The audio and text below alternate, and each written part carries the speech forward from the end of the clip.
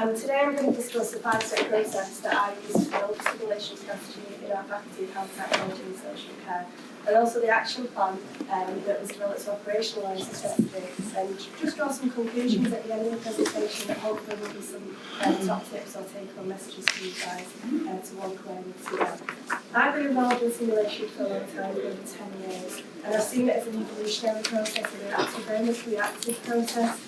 It's often been done ad hoc without much of a strategy or plan embedded into that sort of development of simulation. And that has, I've witnessed, resulted in some suboptimal experiences for both my learners and the facilitators involved in simulation. If I go to kind of give some background of where this all came from, in 2016, at the end of 2016, our faculty developed and released a strategic framework. As anybody would in those circumstances, maybe I'm sad, I don't know, I immediately went into that strategic framework and started finding out how that would impact on me and my work. And I came across this statement. The key bits are highlighted in red, I hope you can see that at the back there. But the key bits that actually would impact on me directly are highlighted here. We will put greater emphasis on technology, both in the curriculum and in our learning and teaching delivery methods. We will build on our expertise in simulation, develop a centre of excellence. All of these things I'm thinking, this is great. The faculty are acknowledging what we're doing. For me, this was a really positive thing. But also it meant that I had a lot of work to do. So I started looking around and I thought I need to start doing some investigation. What actually, how would that impact on my work? And I knew that I would be tasked with the development of a simulation strategy. So what is a strategy? Strategic planning itself is a process. It begins with the setting of organisational aims and developing detailed plans to ensure that the strategies are implemented so that we can actually achieve that end goal. So translated into, I'm very process driven and I'm quite visual, translated that into a short process that is supported by the literature to find out where we are now, where do we want to be, but most importantly, how on earth are we going to get there? So again, I went about my business trying to find out where we were, what were we saying that we were doing. We didn't have a mission statement as such. We had lots of pockets of information dotted about. On our website in particular, I found keywords, as you can see there, things that I knew we were very keen to get across. Words like safety, equipped, skilled, effective, interdisciplinary, interactive, realistic, all of those things I knew that we were trying to achieve within our faculty simulation, but nothing was grouped together into a strategy. We didn't have, as such, a mission statement, but I knew it was really important to clarify what we stood for and what we believed in. So therefore, as the strategy planning literature tells me to do, I performed a SWOT analysis.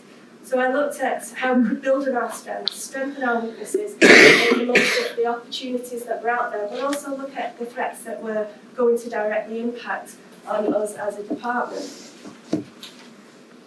Very quickly, at that point, recognised I was only one person, okay? And I work across 2 departments. So I'm a senior lecturer in simulation-based education across nursing and healthcare professions. So I recognised that there's lots of things going on within our faculty, and this had to be a shared vision. So at that point, I thought, I can't do this alone. So I set about generating and establishing a simulation strategy group from across the faculty. So I recognised obviously there were pockets of excellence.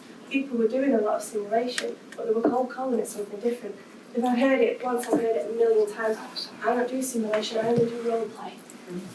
I only do games, I only do Lego games. Okay, so I recognised that there was a disconnect between what people were doing, what people were saying they were doing, and nobody was holding their hands up and saying, I'm doing this and I'm doing it really well. So I set about establishing a faculty simulation strategy group. I asked for volunteers of people who were interested in simulation or role play or otherwise, and began a mapping exercise to actually find out where we are, what are we doing, and what are we calling it. The mapping exercise, very quickly, to give you an example, of the amount of work that we had to go through. This is why this process took such a long time.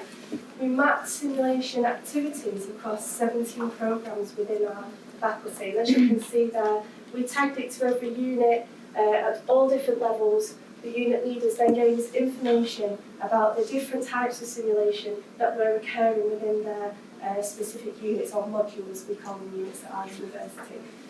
At that point, we recognised that we were doing a lot of simulation, and we acknowledged that we were all calling it different things. So as a group then, we agreed that after the scoping exercise, that within our faculty, we needed to refer to simulation as an overarching term, but acknowledge that these are all the different types of simulation activities that take place within our faculty, right the way from paper-based case studies, games, virtual reality experiences, role play, and immersive scenarios, and OSCEs. I've just been in a presentation about OSCEs. So actually, getting that down on paper and saying, this is what we call simulation in our faculty, and everybody can come up to that, because they can see some synergies, some similarities there. So, moving on to the where are we going, where do we want to be?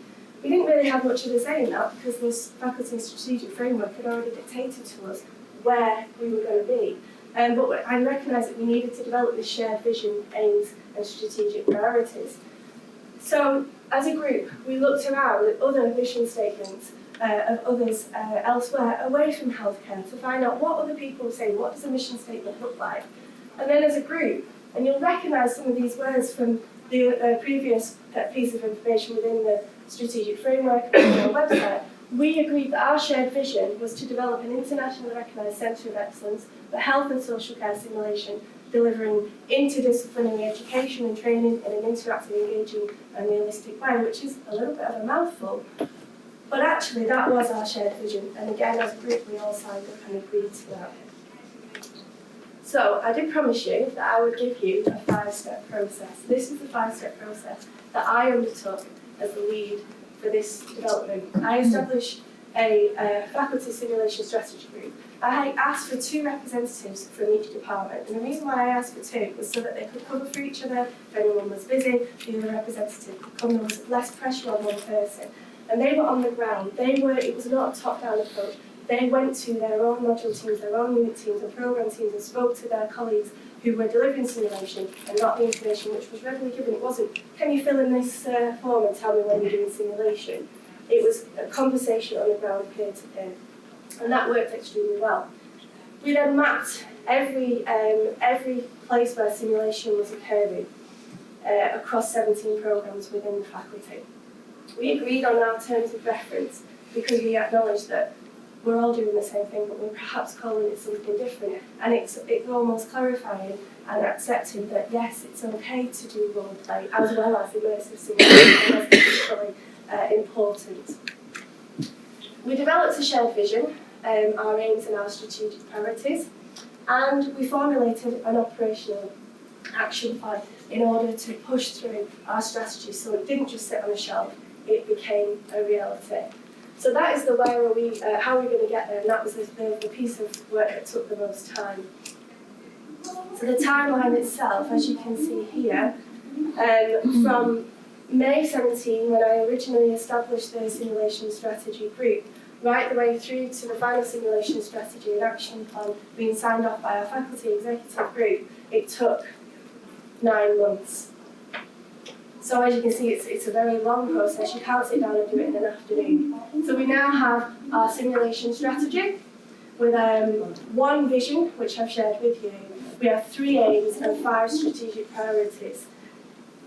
These are our aims, and we also have a strategy on a page, which is a really useful way of articulating to others who don't want to read the full document. We have that information there, and it's a really nice way of sharing the information that can be quite weighty, but in a really easy 1-page summary. So that's our vision, our aims and our strategic priorities. The most important thing for me to give to you are the take-home messages. Importantly, one person struggled to do this. Take a team approach, because it's the only way to do it, to actually find that information, to speak to people on the ground as one person is quite tricky. If possible, take a team approach. Take time. Take time, 9 months to do a really thorough job. The mapping exercise will take an awful long time. Find out what's going on in the organisation, map and agree on terms, because it's that acknowledgement of the different people calling simulation different things. And most importantly, a strategy and an action plan are not the same things. So the strategy is the course that you choose to take to achieve the goals, but the action plan is actually the steps, the process that you will take to push and propel the strategy forward, and they are completely different things. Remember the 5 Ps. Proper preparation prevents poor performance. So the planning, the preparation of developing this strategy is really important. And to finish off, enough with all to just plan and get out there and do something. It's really important obviously to do the strategy, but obviously it's equally important to be out there and doing the simulation. Are there any questions?